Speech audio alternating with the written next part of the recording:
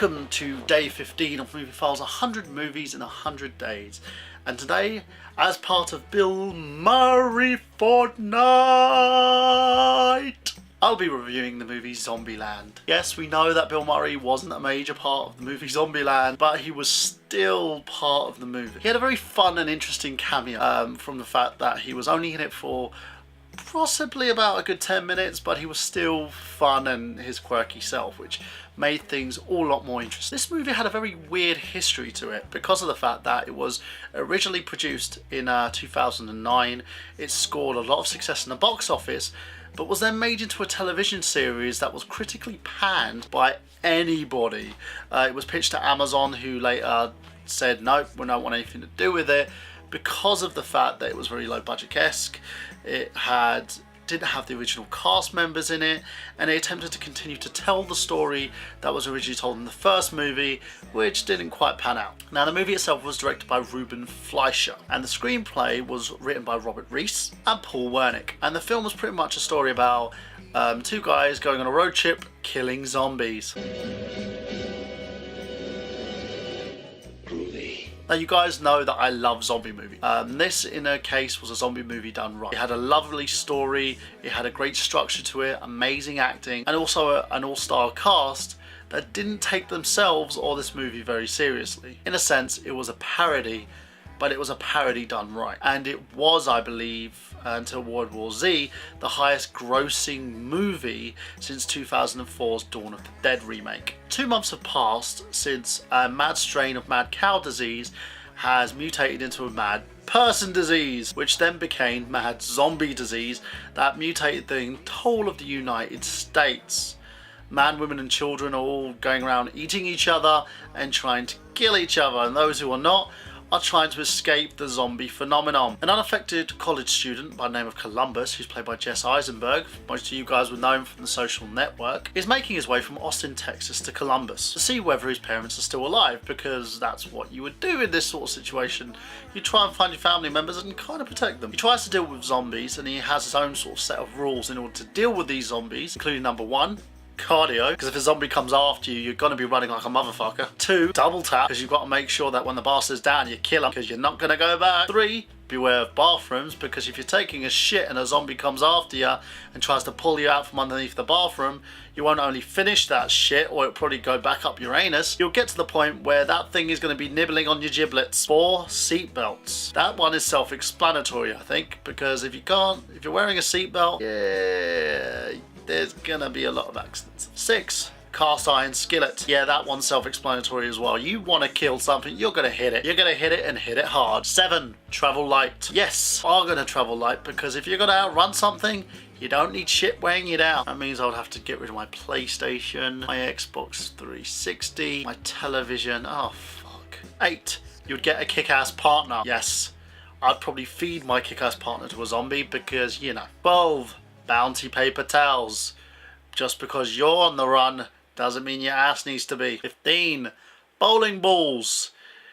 Yeah, because you know, you just want to play bowling with zombies whenever you can. 17, don't be a hero. Escape those motherfuckers and save your own neck. But he then changes it to be a hero and save everybody. I would still go with don't be a hero, because I'm a scared little fuck. 18, limber up. Because you know, you have to make sure that when a zombie comes, you gotta be clean and jerk. 19, Ziploc bags. You don't know what the fuck's in those things. 21, avoid strip clubs, because you don't want to go anywhere that's seated full of naked women that will probably bite your face off, unless you like that sort of thing. 22, when in doubt, know your way out, because you need to know where the hell you're going to be going, because if a zombie comes and attacks me now, I'm going to be climbing out of that window.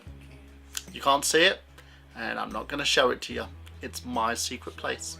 29, the buddy system. If you're going to take a shit, you're going to have your buddy watch over you while you're taking that shit. So if anything comes, they can kill it. And again, I'll just feed my buddy to them. 31, check the back seat.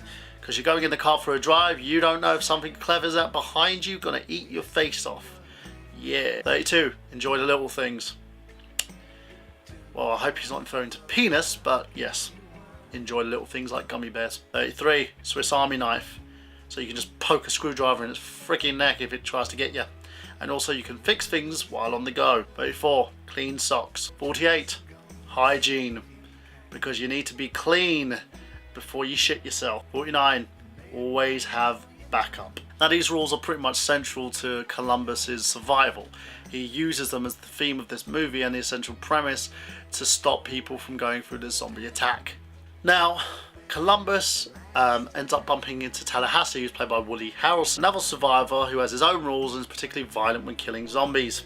Tallahassee reluctantly says, alright, come on, you can travel with me because there's not much going on at the moment, and I think he just misses having someone to talk to. Tallahassee has a soft spot for his pet dog, who he's gaining vengeance with by killing every single zombie imaginable because they killed his dog, as well as he has a love and fondness for Twinkies. The pair meet Wichita, played by Emma Stone, and her younger sister Little Rock, who hijack their car to begin with. The two guys then find their Hummer, which was loaded with weapons, and then go after the sisters. These guys go back and forth throughout the whole movie, springing traps on one another, trying to pursue the other, in an attempt to kind of one-up each other, and also because of the fact that neither of these individuals trust one another apart from the Columbus, because he wants to bone Wichita. Sounded very dirty and American at the same time. The sisters then reveal that they're going to Pacific Playland, an amusement park in the Los Angeles area that is specifically free of zombies apparently. They've only heard this by rumour. So, that's kind of dangerous. As Columbus and Tallahassee decide to take these girls on their journey, they then realise that Columbus likes her and he tries to woo Wichita every single opportunity he gets with funny one-liners. And, trying to be the friend. When the group reaches Hollywood, they then go into an unspecified mansion. Tallahassee and Wichita meet Murray himself, who's covered up as a zombie, who says that he does so in a moment to go undetected. And he says he usually does this to play golf and go to concerts. Murray is then killed when a practical joke goes wrong, and Columbus accidentally shoots him, thinking that he's a real zombie. Columbus then realises that Tallahassee is not grieving for his small pet dog, he's actually grieving over his son, a son that he actually lost to the infection. Tallahassee then bonds with Little Rock as Columbus and Wichita become a bit more attracted to one another. I think part of being the last people on Earth kind of sets your juice. Due to the fact that she feels that she's feeling something for Columbus, Wichita then persuades her sister to go with her to the Pacific Playground and leave the other two behind. The next morning, Columbus decides to go after Wichita and gets Tallahassee to go with him because they feel that they're a little family. At the Pacific Playground, the sisters activate all the rising lights, seeing there's no zombies around at the time. But the problem with that is they attract all the zombies because they're attracted to lights and noise and everything like that, who then decide to pursue the girls. The sisters are then trapped on the drop tower ride as the zombies go after them and start pursuing them and climbing to the ride itself. Tallahassee and Columbus luckily get to the park in time in an attempt to save the day. Tallahassee leads the zombies away and locks himself in the game booth as the zombies go after him. And he only has, I believe, like one bullet left. Columbus saves the girls successfully after conquering his phobias against zombie clowns, which look really fucking creepy in there. Wichita's thankful and then kisses Columbus, who then reveals her real name is Krista. I like Wichita. Before they leave, Little Rock gives Tallahassee a Twinkie before they all leave together and start their journey. Jesse Eisenberg as Columbus was a fun character to get around. He's basically the lead protagonist of this movie. He's the guy who kind of narrates and tells the story of his rules, why he has these rules, and basically everything that he goes through in order to establish his own journey. You see Woody Harrelson's character Tallahassee in more a supporting role, which is not a bad thing because all he does is literally just eat Twinkies and kick ass, which is exactly what his character should be doing. You also have some fun comedy moments where you see people getting the world score for killing a zombie in a rather unique way. People telling their stories about why they're actually going on their journey because of the outbreak and who they've lost. Emma Stone is a very fun character with Wichita Kristen. You can see the reason why she distanced herself from everybody else because she doesn't want to get attached. Also to the fact that they're surrounded by loss. So it's literally just her and her sister trying to get somewhere safe where they can live the rest of their lives without worry. But they also end up being kids. They go around, take whatever they want, thinking that they own the lay of the land and they have to just protect themselves without understanding that what they need in the end is family. So you see these two interlacing stories become one in the end with these characters who are specifically got the same goal, and that's to just find somewhere safe where they can live out the rest of their lives without these zombies. But for so far, they have to just go on this journey together. Bill Murray was the most hilarious part of this movie because he just plays himself. I marked out when I saw him as a zombie. I'm thinking, oh god, he's a zombie, and then he just breaks character and goes, no, I'm not a zombie. You know, I'm just doing this because it's easier to get around like this and nothing really attacks me and yada yada yada. And he's just literally saying that he just wants to play golf and live his life, and it's awesome. And even at when he has that failed joke on Columbus where he says to him, oh, you know, goes up with the whole zombie thing with the protruding arms and gets shot. It's like a joke gone wrong, but it still doesn't stop him from just being a character. The movie itself worked so well because it was a road story, because you had these interlinking stories, because the characters, the actors, the direction, and even the story worked so well together, and everybody played their role rather well. And because of that, it really helped this movie, and you know, it is a critical success.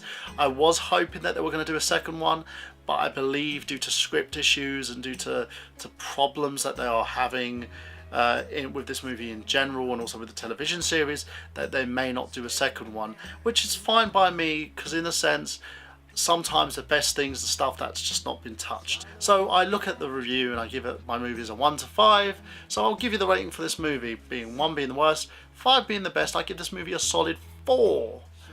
Reason being, it's a great movie, it's something that you can recommend to your friends and that you can watch, and the Bill Murray cameo just kind of sweetens the pot. So if you like zombies, you'll love this movie. If you love comedy, you'll love this movie. And if you're a big fan of Woody Harrelson and Bill Murray, you'll love this movie. And if you want to see a different take on the zombie genre that hasn't been done before, you'll love this movie. So that's pretty much from me, guys. You can check me out on Twitch TV as I'm doing my Ghostbusters playthrough as part of Bill Murray Fortnite, and you can check me out on nerdgenious.com by going to my official site www.nerdgenious.com, or check me out on Fanboys Anonymous, where I'll be posting most of these vids on there and also writing certain Bill Murray related articles. So check me out there, check me on Twitch, check me on YouTube. Remember to like, comment, subscribe, because without you there'll be no me, and without me you people won't be seeing any more of these movie reviews.